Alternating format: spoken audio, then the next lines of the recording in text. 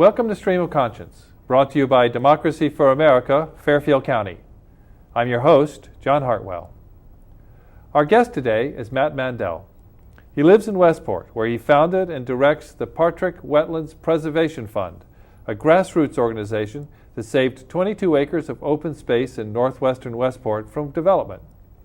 The Porch model was later emulated by the Save Cranberry Association of Norwalk, with whom Matt worked to save 5 acres of the White Barn Theater property from development, and he also helped save 11 acres of the Northern property along the Norwalk-Westport border and negotiated that 100 units of apartment space be 4 single-family houses instead.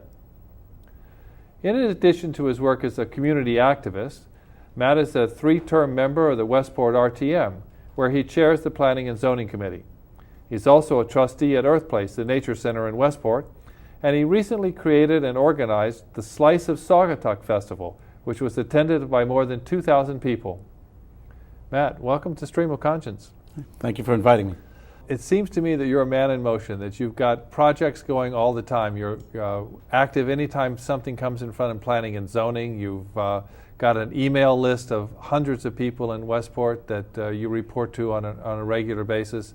You're on the RTM. You did the Slice of Westport. What is it that got you involved? What was your motivation? I don't think there's a specific moment that got me into the idea of community involvement. Just things appear, and I want to get involved in any particular one that piques my fancy. The Porch of Wetlands was pretty simple. It was a piece of property next to my in-laws that originally I didn't think would be developed, and then suddenly here they were coming in with a development that was large for the piece of property. And we looked to negotiate originally something smaller. And when the answer was no, we fought back. And how we fought back was by organizing everybody around the area who thought that open space was more important than more houses. And so that was the genesis of that. And the White Barn was the same thing, but a different community. And they came to me and said, Matt, you did so well with Porch, and we helped you out with that. How about helping us out? And so we did it again, and that started me on this road. So let's think about Porch. You say you organized the local people. How did you do that? What exactly did you do to get people involved and ready to fight back? Well, there are 2 pieces to it. One was an interest by the community to save their area from changing. The other was timing. The internet was just really getting rolling at that time, and the ability to email people and move quickly was something that I grasped onto. And that helped us to move faster than the developers and move faster than the P&Z at that time. They had never seen an email blast at that time. So when we decided that Planning and Zoning was going to have a hearing and they needed letters from people, and they normally would get a couple of letters, maybe a couple of faxes, hundreds would come in. And suddenly they realized, wow, this is a big issue. Right.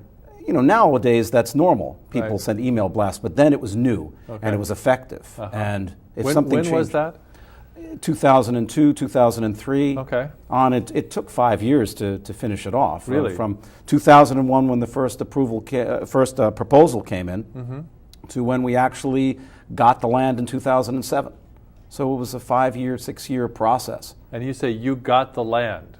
Well, what happened was we negotiated with the developers to split the baby in the end, where they got the north side of the land and they put 13 houses instead of the 31 that they wanted, and the southern section of the land was given to the Porch of Wetlands Preservation Fund, which in turn then we donated to Earth Place, which I'm a trustee of now. And they caretake that piece of property for the future. So the fund itself, is there really money involved here, or is that simply the name of the group? Well, there was money then. Yeah. And we raised money through the neighborhood and asking people for money so we could hire lawyers, we could hire experts and whatnot, and we spent that money. And now the fund still exists because we still want to make sure that the land is taken care of, and there's a trust money for the Porch of Wetlands to be spent on its caretaking, such as building trails and maintaining it. But for the most part, the Porch of Wetlands has done its job. Sure, I understand. So how much did you spend in fighting this battle over 5 years? I think something like $80,000. Wow. And that was raised all through the community, and donations and whatnot. Individual donations from... Individual donations. Okay.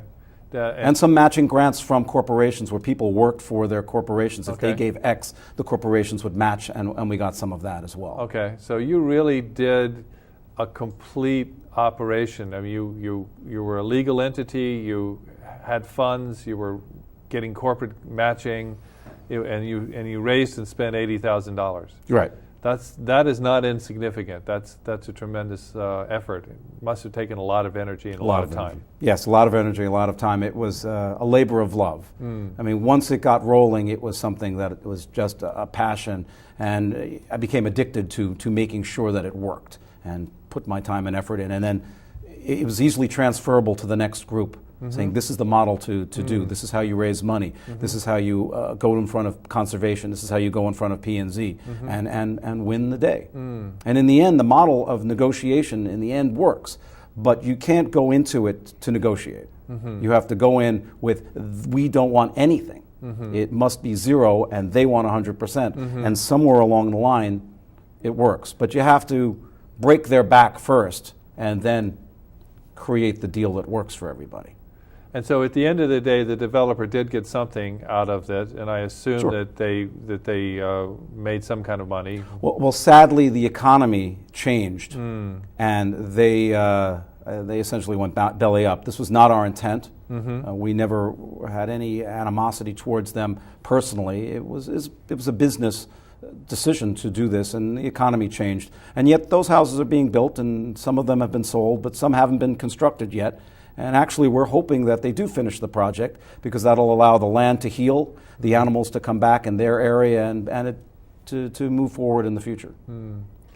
So then from Patrick, you helped out in Norwalk in a couple of different projects. Yes, the White Barn Theater was 18 acres of property that was also slated for single-family homes, where there was a large expanse of open space around the Lucille Lortel house and the White Barn Theater itself.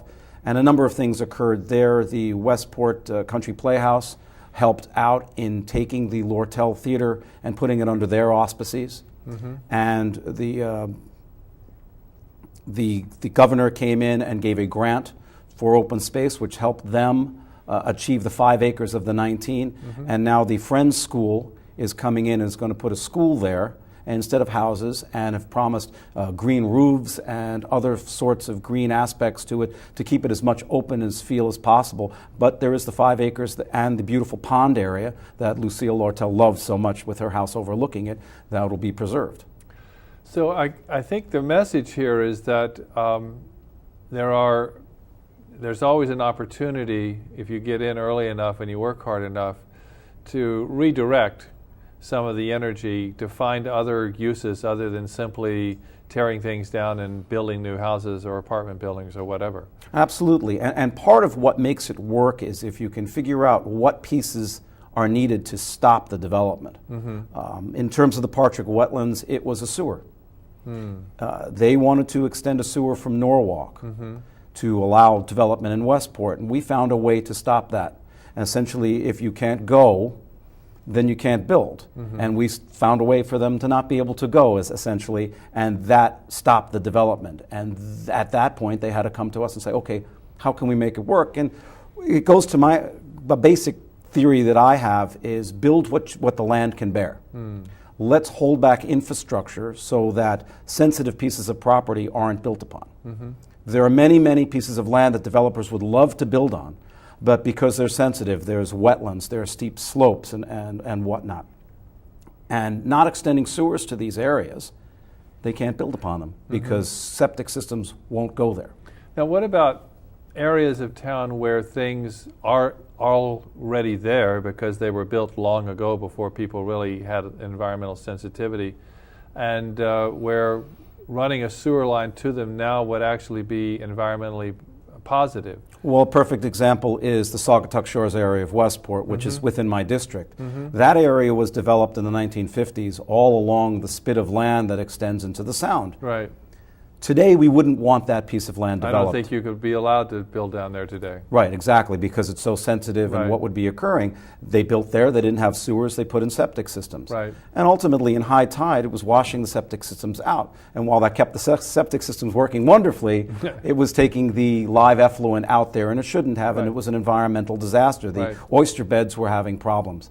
So finally, after 20 years of looking into it, a way was figured out to bring a low-pressure sewer line down there, and that's in the process of being put in. And while there are some issues here and there... There was during Irene, certainly an issue. But yes, there was, but that's being rectified. And with community involvement as well, and that's something I did as an RTM member, is now having the town work with the residents on how to make sure it's installed properly and everything works.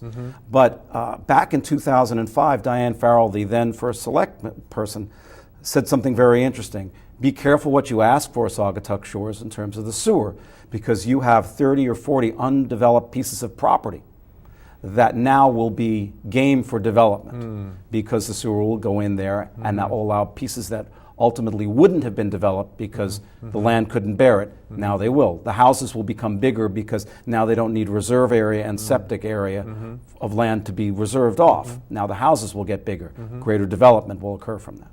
So there's a trade-off. There is a trade-off.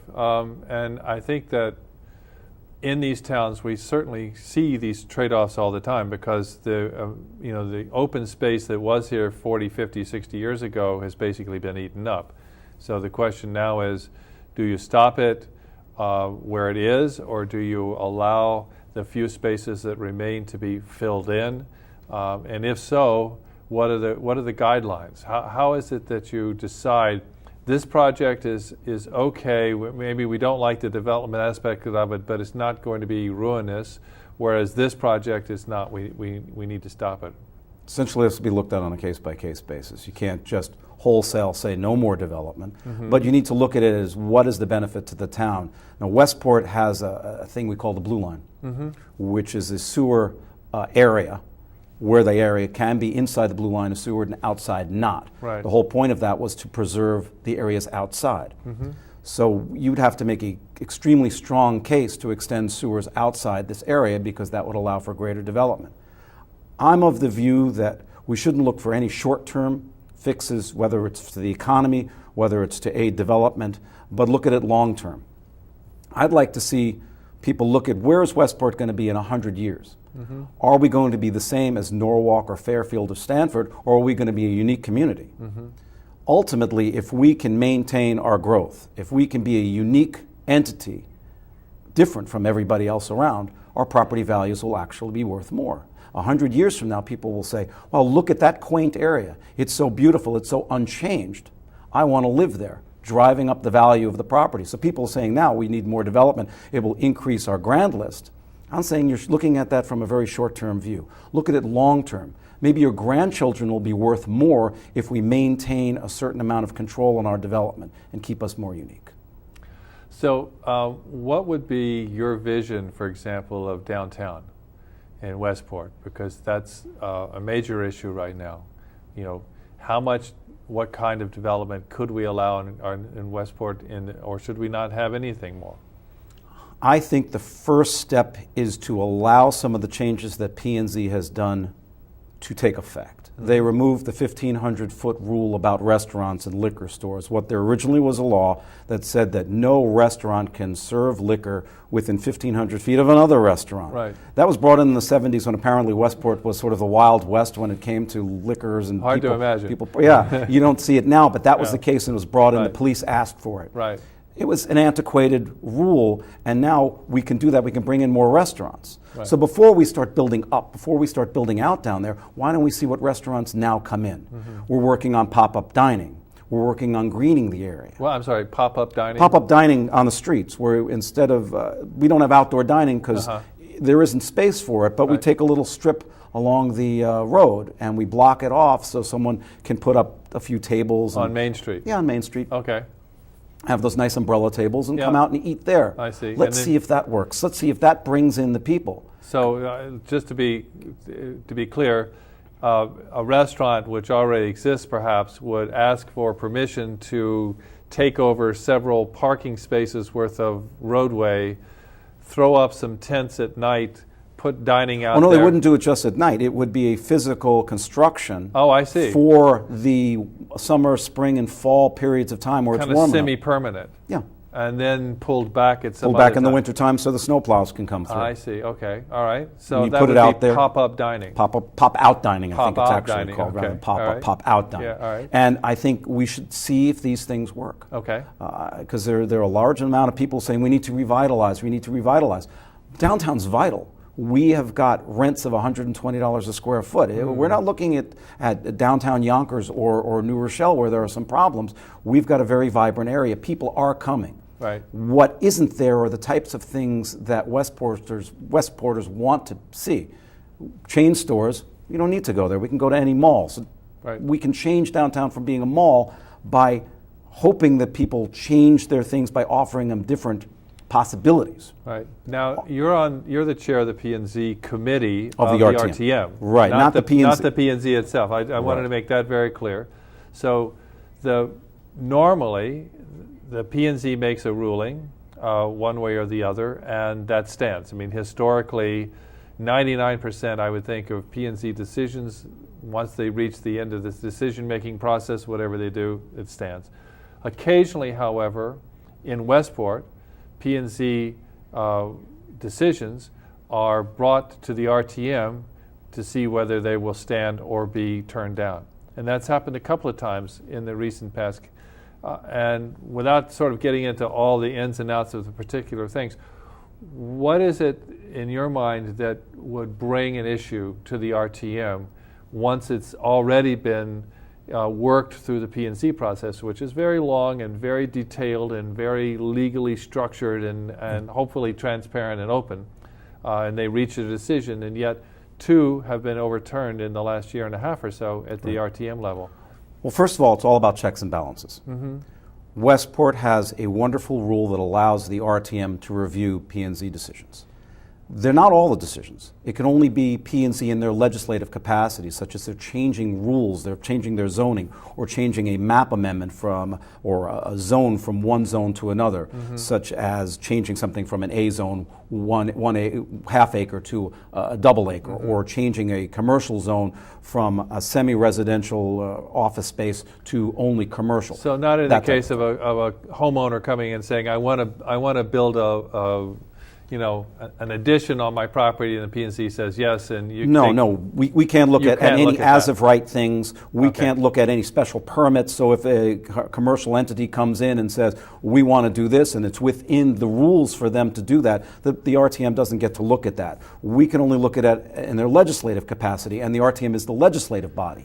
So we can relook at it. When would that happen? Why would that happen? Well, the first one was the Inn at National Hall, a piece of property on the west side of the river, Saugatuck River, where a developer came in and said, we want to take this hotel and we want to turn it into all office space. And it was much concern to people that we needed more retail in the area, and that the loss of the first floor to become office and not retail would further erode the retail basis of that community. And it was already in trouble. How can that occur in a town where we need that? And the P&Z said, okay, we're going to do that. And local business people in the area said, this isn't fair, this is going to hurt us, we want the RTM to review it. The RTM reviewed it and overturned it. And it was a major... And that was the first time in 30 years. And it was a big to-do, and P&Z was very upset. They didn't like it. And yes, I can understand they worked very hard. Right. And it was overturned. But it's within the rules of Westport Yep. that allows us the oversight to do it. And any RTM committee actually is supposed to have oversight over all their different things, such as the Parks and Rec Commission has a Parks and Rec committee. They have oversight. While they can't overturn them, but they're supposed to double check and keep their eyes on it. And that's a major function of the RTM. It's a wonderful function that we have, double checking what's going on. In the P&Z situation, we actually can overturn. The other one was where the P&Z wanted to change the coverage rules because they wanted to decrease the environmental impact construction. And the residents felt that that was incorrect and came to us and made a pretty good case. And the overturn process takes a 2/3 majority of the RTM. Right. Tremendous hurdle to get by. In this case, it was a 33-1 decision. So the RTM heard what the people had to say and said to the P&Z, I'm sorry, but this is not the right time to be doing this. Let's find another way. And there were other ways of doing it, more porous pavement instead of having coverage being decreased, because people want to build to a certain extent on their own property. And your role in the middle of that, you're head of the committee of the P&Z on the RTM, but you're also someone who is a community organizer, basically.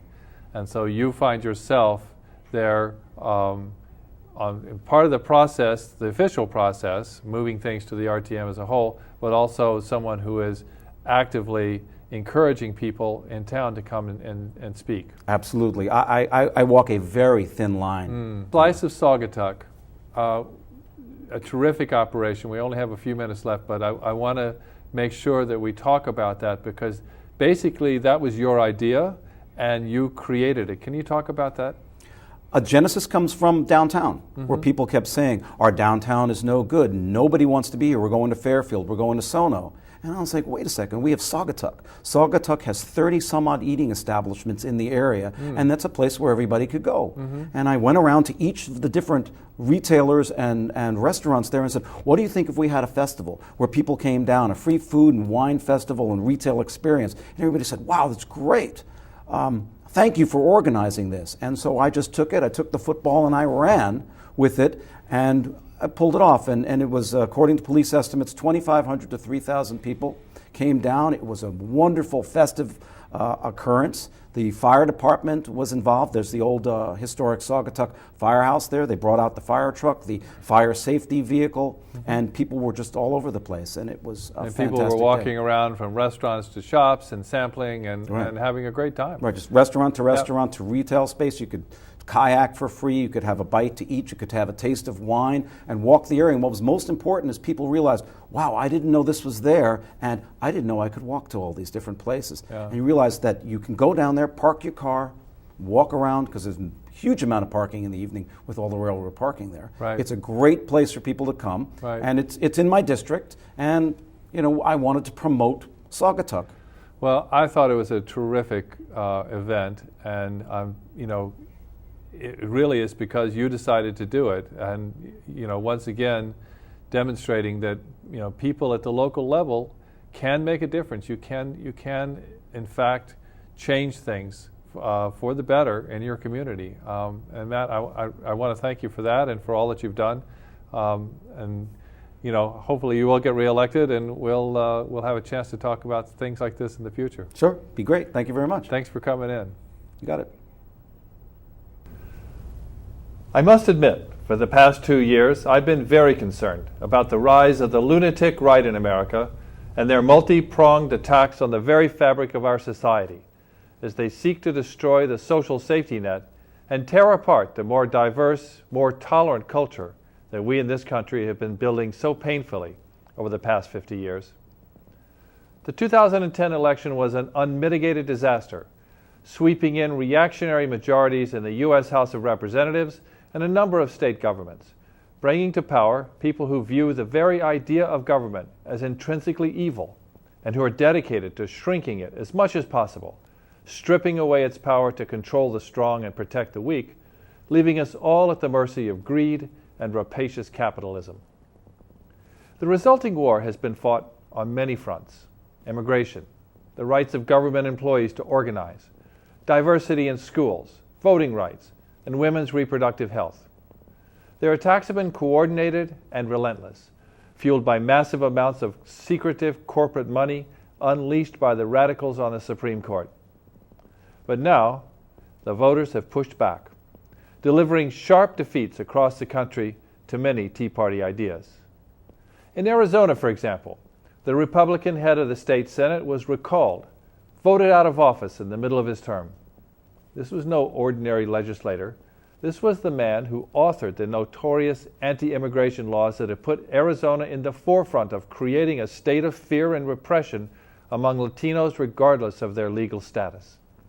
This was perhaps the second most powerful politician in the state, and a hero to the right. Now he's gone. In Ohio, there was another tremendous victory.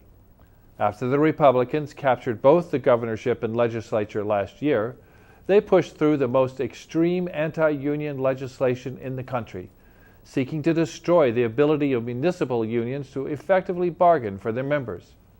But the voters of Ohio had a different idea, and the law was repealed with a 60% majority vote, a landslide that sent a very clear message. Unions are fundamental to a free society and must be respected. But there was more. Maine has had same-day voter registration for more than 30 years, encouraging people to participate in the basic act of democracy. When the Republicans took over after 2010, they shut it down, claiming the risk of voter fraud was too high, regardless of the fact that there had only been 2 cases in the whole time that the law had been in effect. The voters of Maine, however, had a different opinion, and the law was reinstated, again with landslide support.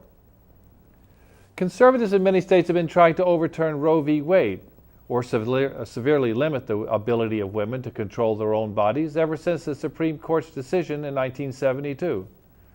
Mississippi this year carried this to an extreme, passing a law extending legal personhood to the fetus at the very moment of conception. Not only would this have led to a complete outlawing of abortion, a constitutionally protected right, but it could easily have prevented some forms of contraception as well. The voters of Mississippi, while conservative, voted this down by a double-digit margin. And finally, in Raleigh, North Carolina, where a successful school diversity program had been eliminated by a Republican school board last year, Wake County voters have thrown the bums out and returned control to those who think that a carefully crafted social program is key to promoting justice and real economic opportunity. What's really interesting is that among these, only Maine is a blue state. Arizona, Ohio, Mississippi, and North Carolina were carried easily by George Bush, both in 2000 and 2004, and the current polling for all of them makes them potentially Republican again next year. But while these voters are generally conservative, they aren't Tea Party loonies, and when they see their elected leaders doing stupid, crazy things, they pull them back. 2011 has been a watershed year, and John Kasich, the Republican governor of Ohio, said the voters had given him something to think about. I hope he gets the message. This has been a Stream of Conscience commentary. I'm John Hartwell. Thanks for watching. That's our show for this week. We hope you enjoyed it. If you live in the town served by Cablevision from Norwalk, you can catch our show every Wednesday on Channel 88 at 6:30 p.m.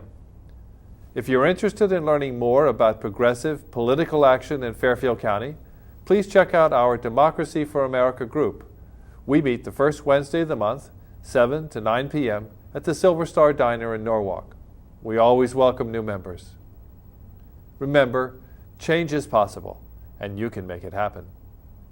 This has been Stream of Conscience, and I'm your host, John Hartwell. We hope to see you again soon.